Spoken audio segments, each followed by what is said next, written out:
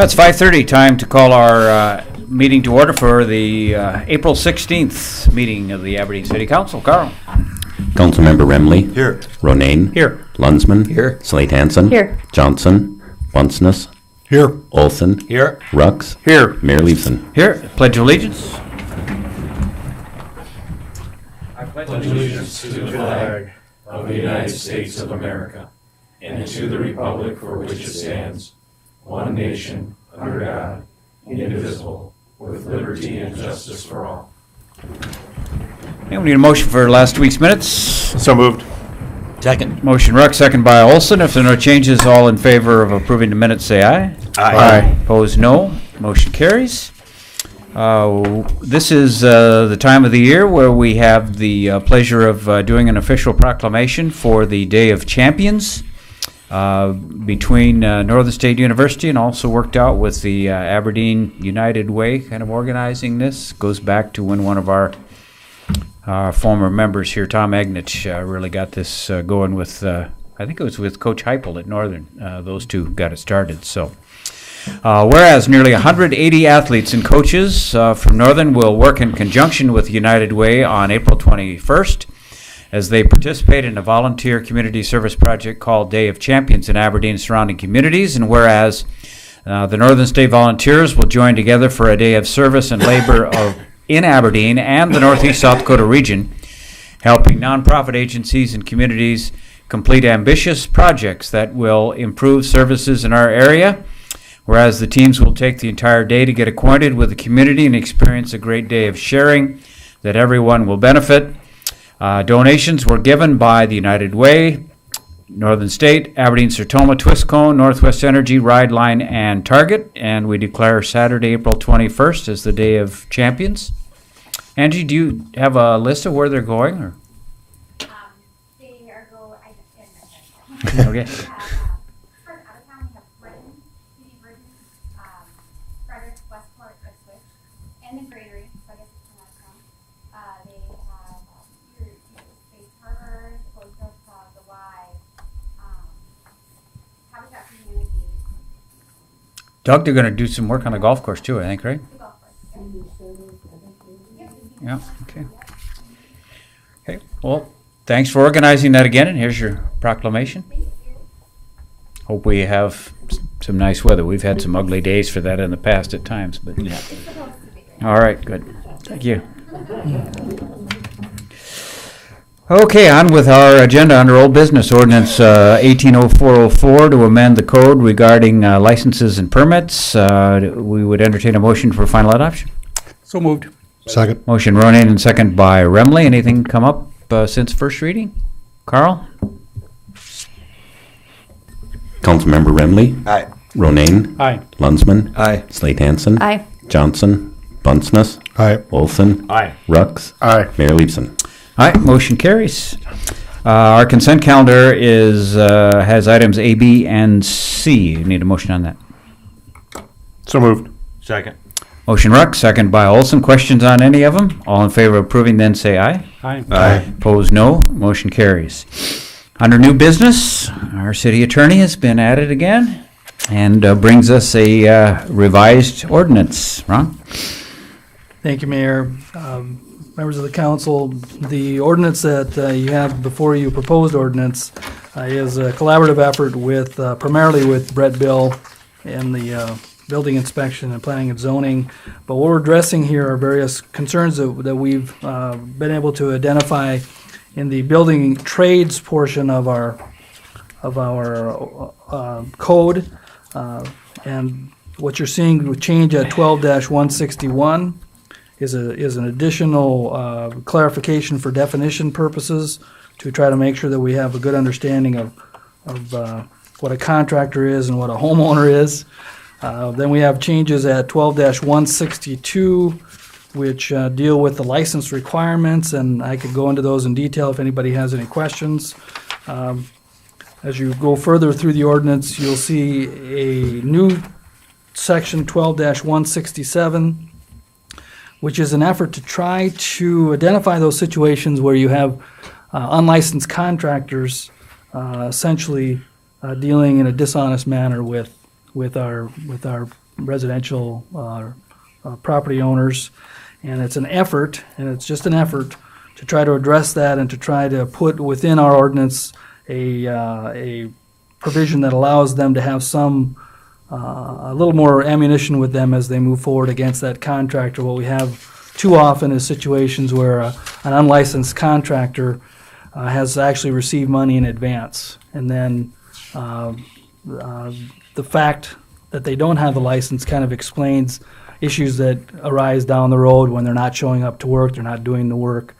And so we've got some language in there that attempts to address those situations, and you'll see that language is also in the new provision for penalties, where we clarify again that is a penalty, what the potential penalty could be, and we also create a class of penalties for people who actually receive the money and they're unlicensed and they haven't taken the effort to get themselves licensed, and that in and of itself can create a violation. So those are the changes that we have, and staff would recommend approval of the ordinance. Move to approve. Second.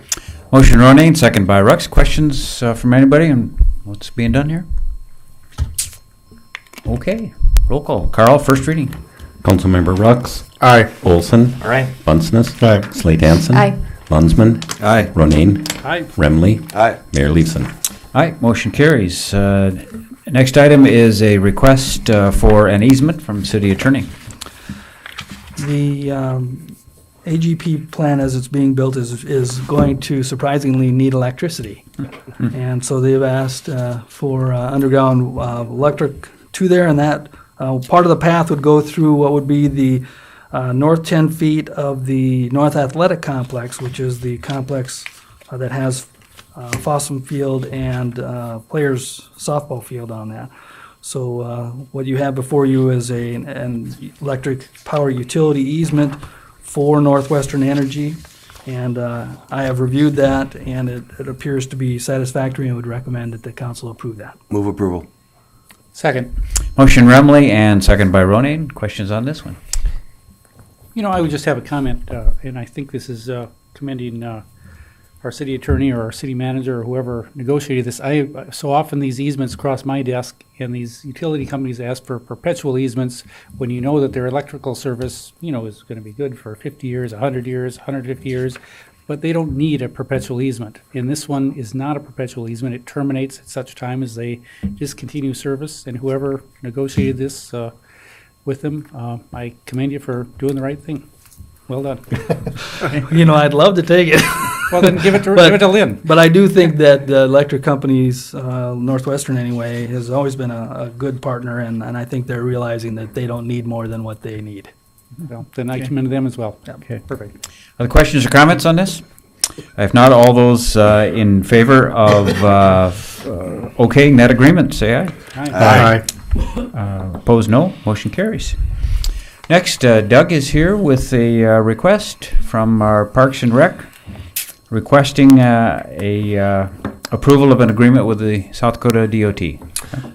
Yes, we did apply for a grant for updating our trail master plan. We were fortunate to get that grant approved. And so with the agreement being approved this evening, and the DOT department, we kind of spearhead the effort to update our trail master plan. It was last updated in 2010, and the park board did approve an advisory committee that will assist in this. And I appreciate Robin being willing to serve, and Brett also on this committee to assist in that process. So with approval this evening, then we would move forward with that planning effort. Move approval. Second. Motion Bunsen, second by Slate Hansen. How would the results of this approval then become known to everybody? Well, there'll be Or this agreement, I'm sorry, this there'll effort. be public hearings as a part of the process, Okay, where yeah. people have an opportunity to come in for input through Okay. that planning process. That's what I was wondering. Yep. Questions on this? If not, all those in favor of approving this agreement, say aye. Aye. Opposed, Okay. no. Motion carries. Thanks. Thank you very much. Yep. Item D is bills presented for payment tonight from city departments. $669,028. Wellmark Insurance, $24,078. Dependable Sanitation, April Recycling, $22,788. Harms Oil, Street Department Diesel and Ethanol, $18,000. Northern Valley April charges, cell phone $81, CenturyLink line charges $39.82, UPS charges $99, Northern Electric monthly service $47.43, a refund on utility charges to Blackstone LLC $65.82, postage for utility bills to Bourne's Group $42.22, the South Dakota Public Insurance Assurance Alliance law enforcement liability $25.40. 2018 pipe bid Schedule B, a payment to Core and Main LP $53,941, and a copier lease to Konica $126. Move approval. Second. Motion Ruck, second by Bunces. Questions on any? Carl. Councilmember Remley. Aye. Ronin. Lunsman. Aye. Slate Hansen. Aye. Bunceness. Aye. Olson. Aye. Rux. Aye. Mayor Leeson. Aye, motion carries. Item E is payroll from April 1 to 14 and City Share of Social Security, Old Age and Survivors, Retirement, Health, and Life. Moved. Second. Motion running, second by Remley. Carl? Councilmember Rux. Aye. Olson. Aye. Bunceness. Aye. Slate Hansen. Aye. Lunsman. Aye. Ronin. Aye. Remley. Aye. Mayor Leeson. Aye, motion carries. Lynn? Last week, Cody and I met with the new Deputy Assistant Secretary for Aviation and International Affairs for the U.S. Department of Transportation. And Cody, join in if you like throughout my conversation, especially if I lose my voice. The Deputy Assistant administers the Essential Air Service Program, and for the newer counselors that don't know about the Essential Air Service Program, the Aberdeen Regional Airport is provided essential commercial air service from SkyWest. And actually, SkyWest gets federal dollars to offset commercial costs because it would not pay for itself. And so that's why we're considered to be an essential air service operation.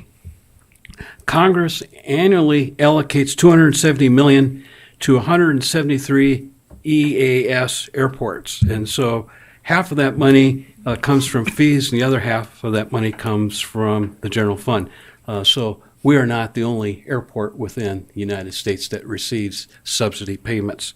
Our contract with SkyWest is about $1.3 million per year, and it extends to 2020. And so we're sitting very well as far as future services.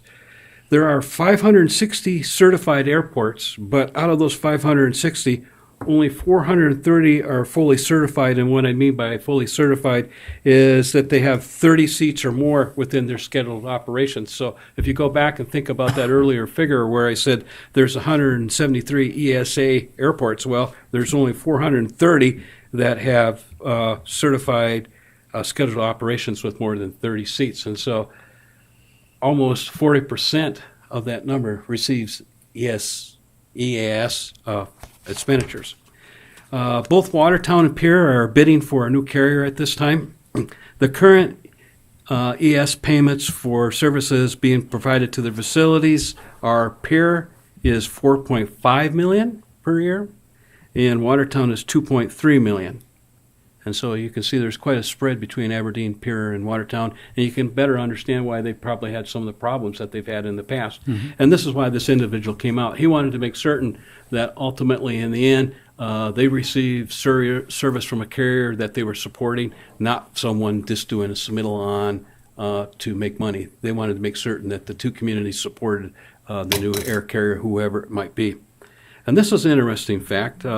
Almost every president wanted to cut EAS funding, and believe it or not, you want to know what president this started with and why it continues today? It started with Jimmy Carter.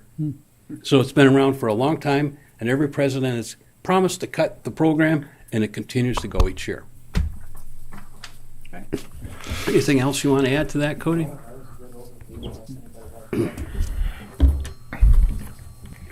Okay, anything more, Lynn? No. Okay. Thank you for your time.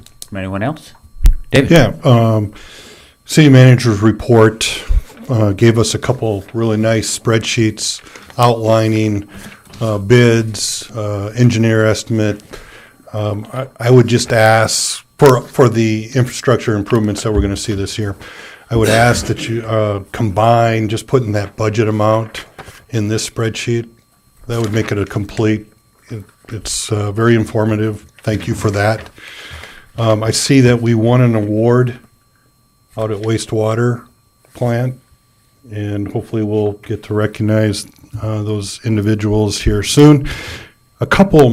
Maybe a month ago, we received from Lynn a draft of Moody's Investors Service rating the city of Aberdeen.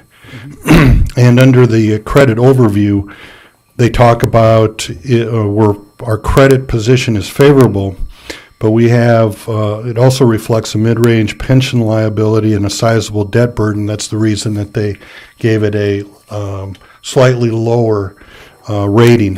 And my question, and maybe we need to have you come back, Lynn and Carl, is pension liability, how, with the city of Aberdeen, how that's affecting this, and then if you have any more detail on the sizable debt burden compared to other communities our size, and what this costs us, because I think there's an effect in if we're doing financing in the rate that we'll get, I believe, but maybe I'm wrong there.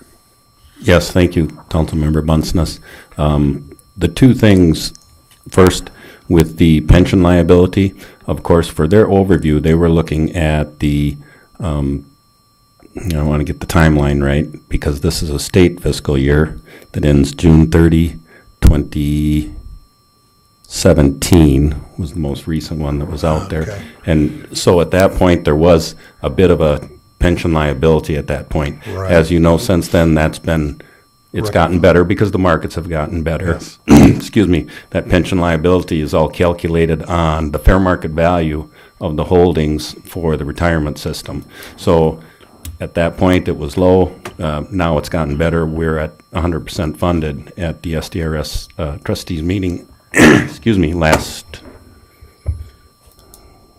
week I was there. We're 100% funded, so that would go away. Now, as far as the total debt burden, one of the things that they consider within that total debt burden, of course, is some of the TIF outstanding bonds that we hold. And in discussions with them, I've emphasized that those are not direct obligations of the city. We are not required to make payments if the incremental revenue isn't sufficient. However, because they are calculated in our constitutional debt limit by the South Dakota Constitution requirements, they do still show up on our portfolio as debt. Okay. Now, how we compare to other municipalities is a good question. I can look at their financial statements to see where they are at through their notes, to see how we compare to others and if we are significantly higher or not. Okay. You know, we've increased a little bit because of the library bond, the federal building bond, city hall renovation, a few things that are going to be coming off here very soon. So for all intents and purposes, while they mark that as a little bit high right now, I think that'll be tempered in the near future. What it does to our bond rating as far as cost, I would probably have to check with, let's say Doherty and Company, Right. to see just what kind of a difference it would make in the interest that we would have to pay If we did any future if we did any finance. future bond issuances. Right. I'd like to have that information if you Yep. could, please. And, you know, it's a good point because I know that the state of South Dakota has been doing quite well with the higher bond rating that they've received, and that's primarily because of the strength of the South Dakota retirement system, the limited debt that they do carry, and so with their bond issuance rating, I know they've saved, what they say, like tens of millions of dollars in some of their issuance costs, the interest expense on those issuances. Thanks. Pension liability, so when the pension system is below 100% funded, the communities that are participating or the groups that are participating share in that liability, correct? Yes, there was a GASB statement, GASB number 68, that said that moving forward, any entity that is participating in the retirement system has to show their portion of that unfunded liability as of June 30, whatever state fiscal year, on our financial statements as well. Now, the mechanism that they do this is quite confusing, and I don't agree with it in any way, shape, or form because, for instance, in 2016, when we had a positive Balance. we were positive. We were at 102 point some percent. So that particular year, we showed a surplus on our financial statements. The next year, because of market conditions, we were underfunded. Now we have to show a liability, but we can't take that positive off for 3 years. They have a 3-year or 5-year rolling. So we'll concurrently be showing an overage and a liability on a financial statement in the same year because of previous balances that will eventually roll off. It's totally confusing to the reader of the financial Right, statements. I don't right. agree with it, but Right. it is a GASB pronouncement, so we do have to follow it. Thank you. More mechanisms to keep those states from raiding the pension funds that has Yeah. happened in other states. There are other states and other entities with their pensions that have unfunded liabilities of, the average is like 50%, which means that there are some that are 40% and less for their funded status. It's extremely frightening. Len, you had something more? I have just a quick question, and I thank you for the comment on these reports. And you said you prefer the one that just shows to budget versus the one that shows No, to I engineer. thought if you would just include the budget line item on this one, like you have on this one. We'd like to know into how this, much was budgeted. You can and- see all the information. Well, this one's a summary of all this information here. I know that, but if He you, wants it on the same page. yeah, Uh, it's hard because I'm running you'd have out to of break it, comments. you'd have to break it down between annual street repair, and I understand that, but see what you can do. Get Marie on that, she'll work it out. Someone with Excel experience. Many hours on what we have. Anything else from anyone? Move to adjourn. Second. Motion Bunsen, second by Rux. All in favor, say aye. Aye. We're adjourned.